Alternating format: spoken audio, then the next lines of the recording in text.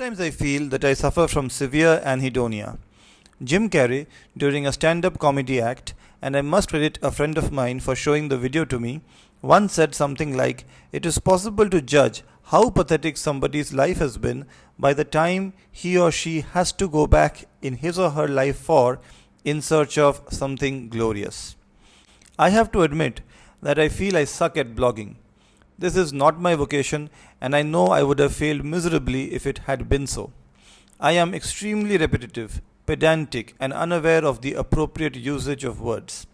The worst possible thing is, I always end up talking about something totally different from what I originally intended to convey on a particular day. Anyway, let's move on.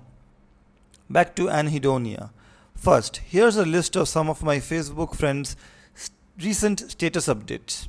Number 1. Woohoo! I'm a doc now. Number 2. Passed the final MBBS exam. Feels nice to be called doc. God knows what resists our university from declaring the date of publishing results, as if we are going to plan and ransack the premises of the university if informed beforehand. At last, I got the honor to be an intern doctor. It's like a fresh air refreshing my breaths and fill my heart with endless joy. But future brings us the news of greater responsibility. Congratulations, my co-warriors, for breaking the hindrance.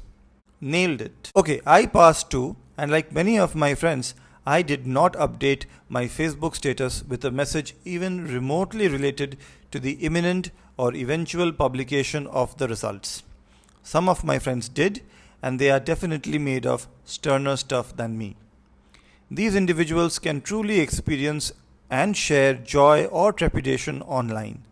I cannot, at least not on Facebook.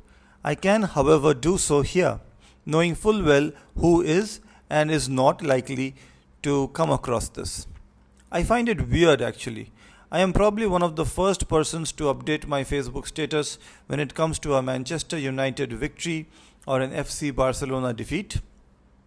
I am beginning to like them almost equally now. But when it comes to exams, I get cold feet. Or maybe I should say I get cold fingers.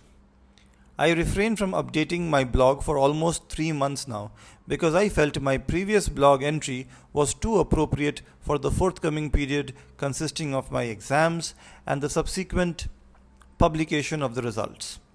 There were various topics that I wanted to talk about here, but I could not convince myself to relegate the aspiration tax down the pecking order.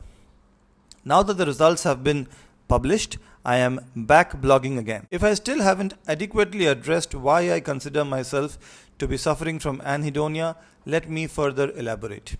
As my friend had very rightly pointed out on his Facebook status, our university is extremely secretive about the date of publication of our results. I have appeared in 4 university examinations till date, and on all of those 4 occasions, I had no certainty whatsoever about the date of publication of the result. This nature of declaration of results breeds uncertainty and unnecessary anxiety. Anyway, it probably is intentional, and the powers that be might see some benefit in subjecting us to their whims. My results were eventually published on 28th February, but the rumors surrounding their publication had started much earlier.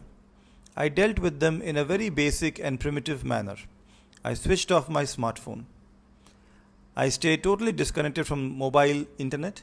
For almost 4 days, I went through the same cycle of waking up in dread, which changed to anticipation around noon, anxiety around 6 p.m., and resignation to my fate around 9 p.m. I was certain that my friends would find a way to inform me if I had passed, otherwise they would not trouble me with unfavorable news. I kept wondering how happy I would be if I were to pass, and vice versa. It was still bearable while I was awake. I was able to distract myself by watching videos on my laptop. But the moment I fell asleep, all I saw were nightmares, and really gruesome ones at that. There was one particular memorable nightmare where I realized that the diagnosis of my medicine long case was MS for multiple sclerosis, not MS for mitral stenosis as I had diagnosed it. When the results were eventually declared and my sister informed me in a dramatic manner that I had indeed passed, I simply asked if she was sure or not. And then I checked the result myself. I did not even smile. I was cautioned by the disclaimer on the website: neither exametc.com nor university/board is responsible for any inadvertent error that may have crept in the results being published on internet. The results published on internet are for immediate information to the examinees only. Now I understand this might be a bit much, but I am always slightly paranoid. My friends who have seen the video of me winning an All Asia quiz contest have always found it difficult to believe that I could be so expressive in victory when they have hardly ever seen me pumped up in the 4.5 years of MBBS. I guess I have lost that trait. All I felt after seeing my results was relief. Period. That is Anhedonia, if you ask me. Thank you for watching this video.